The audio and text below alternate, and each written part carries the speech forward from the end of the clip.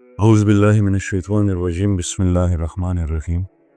اگر تم سے کوئی پوچھے بتاؤ زندگی کیا ہے، ہتھیلی پر ذرا سی خاک رکھنا اور اڑا دینا۔ ہم سب جانتے ہیں کہ زندگی کتنی عارضی اور اس سے جڑی ہوئی ہر چیز کتنی عارضی ہے، پر کبھی آپ نے اس بات پر غور کیا کہ اس عارضی زندگی کا مقصد کیا ہے؟ ہمارے نظام تعلیم کا سب سے بڑا المیہ یہ ہے کہ ہم علم حاصل کرتے ہیں، ہم ڈگریاں حاصل کرتے ہیں، ہم سیاسی اور سماجی ڈھانچوں کو سمجھتے ہیں، مگر ہم اس بنیادی سوال کا جواب دینے سے قاصر ہے کہ زندگی کا مقصد کیا ہے۔ ہمارا نظام تعلیم ہمیں یہ نہیں سکھاتا کہ ہم کہاں سے آئے ہیں اور ہم یہاں کیوں بھیجے گئے ہیں اور آخرکار ہمیں کہاں جانا ہے۔ آج ہم بطور معاشرہ اس بنیادی شعور سے محروم ہیں اور نتیجہ یہ ہے کہ ہم پڑھے لکھے جاہل پیدا کر رہے ہیں۔ مولانا رومی نے ہم جیسے ذہنی قید میں مبتلا لوگوں کو جھنجھوڑتے ہوئے کہا تھا، باوسعت ارض اللہ برحبس چچسیری، کہ اگر اللہ کی زمین اتنی وسیع ہے تو تم ایک قید خانے میں کیوں بیٹھے ہوئے ہو؟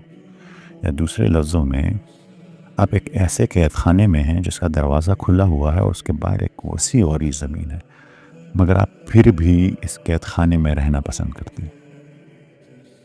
اہل دانش نے ہر دور میں ان سوالات کا کہ زندگی کا مقصد کیا ہے کا جواب ڈھونڈنے کی کوشش کی۔ علامہ اقبال نے اپنی نظم خضر میں فرمایا اور یہی سوال پوچھا کہ زندگی کا راز کیا ہے، سلطنت کیا چیز ہے۔ رانی خان بابا نے بھی اسی سوال کی تلاش میں مذہب اور فلسفے کو سمجھنے کی کوشش کی اور کہا، گر پیران میں ٹنگولی مذہبنا لٹولی چرتا ٹکے رنا نشتا بس کے سو پسی کسا موٹی خاورے نہ جوڑ شوے موٹی خاورے بجوڑے گم زدے ولی جوڑا ولم ساجت ہو ددیسا۔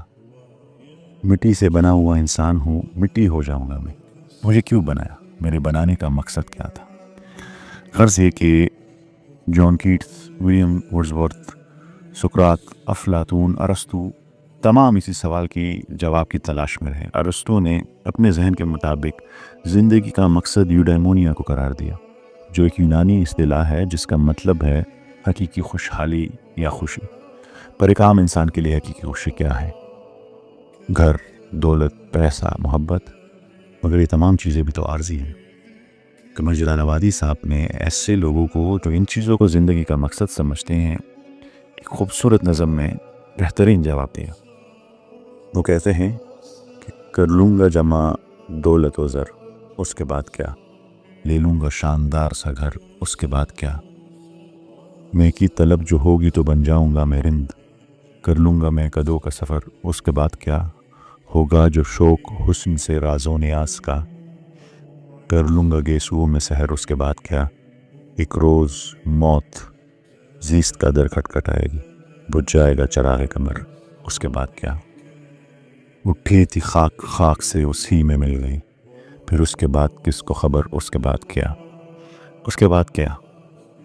اب تک کے تجزیے سے آپ کو یہ اندازہ تو ہو گیا ہوگا کہ انسانی علم اپنی تمام تر قیاس آرائیوں کے باوجود اس سوال کا جواب نہیں ڈھونڈ پایا۔ آپ جانتے ہوں گے کہ اس دنیا میں دو طرح کا علم ہے، ایک وہ جو انسان اپنی تگ و دو سے حاصل کرتا ہے جسے ایکوائرڈ نالج کہتے ہیں، اور ایک وہ جو اللہ تعالیٰ کی طرف سے نازل ہوا جسے ریویلڈ نالج کہتے ہیں۔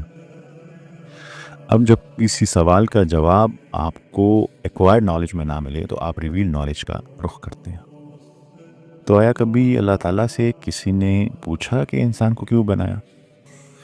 آپ اگر اپنے پاس اپنے گھر میں پڑے ہوئے ریویلڈ نالج کے سب سے بڑے نسخے اور سب سے عظیم کتاب قرآن شریف کو اٹھائیں اور اس کے کچھ ہی صفحوں کو پلٹیں تو آپ کو سورہ بقرہ کی 30 نمبر آیت میں اللہ تعالیٰ اور فرشتوں کے درمیان ایک انتہائی خوبصورت مکالمہ ملے گا، جس میں اللہ تعالیٰ فرماتے ہیں، بسم اللہ الرحمن الرحیم، وَإِذْ قَالَ رَبُّكَ لِلْمَلَائِكَةِ إِنِّي جَاعِلٌ فِي الْأَرْضِ خَلِيفَةً۔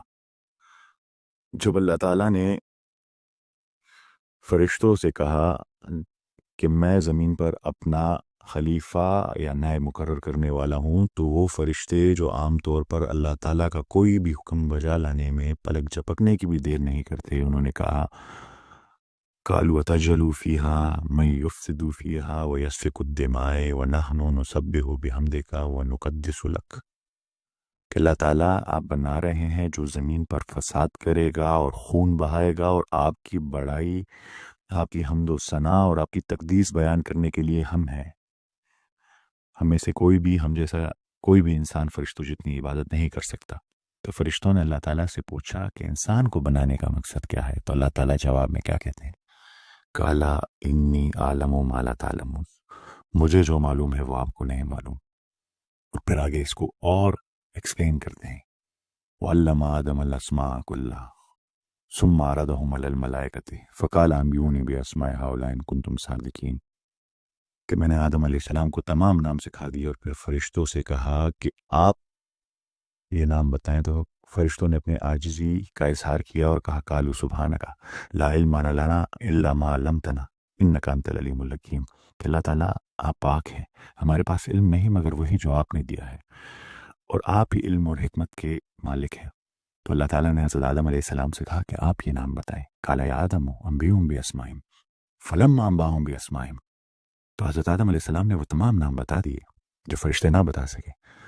تو اللہ تعالیٰ نے جواب میں کہا قال علم اقل لکم انی اعلم غیب السماوات والارض، کیا میں نے آپ کو کہا نہیں تھا کہ میرے پاس یہ علم آسمان اور زمین کے غیب کا؟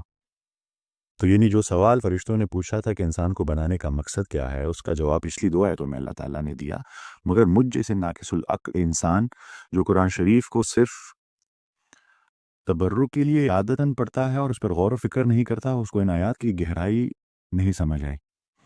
علماء کرام نے انتہائی خوبصورت انداز میں اور انتہائی تفصیل میں ان آیات کی تفسیر بیان کی ہے، پر اس آیات کا مقصد سمجھنے میں اور اس میں زندگی کا مقصد سمجھنے میں جس انسان نے میری مدد کی وہ ایک عیسائی انگریز پروفیسر ہے، جس کو یہی اضطراب مبتلا ہو گیا تھا، یہی بے چینی مبتلا ہو گئی تھی، اور اس نے اپنا سفر شروع کیا اور عیسائیت سے ملحد ہو گیا، اور ملحد کے بعد اسی آیاتوں کے سلسلے کے ذریعے مسلمان ہوا، کیونکہ وہاں اسے زندگی کا مقصد مل گیا۔ پر اسے ان آیاتوں میں ایسا کیا ملا جو ہم نہ دیکھ سکے؟ آنے والی قسط میں ہم اس پر مزید بات کریں گے، اس کے نظریے کو سمجھیں گے، اور پھر قرآن شریف پر باقی مقامات پہ دیکھیں گے کہ اس میں بھی اسی سے مماثلت ہے، اسی طرح کے مقاصد کا ذکر کیا گیا ہے یا نہیں۔ آپ سب کی سماعتوں کا بہت بہت شکریہ۔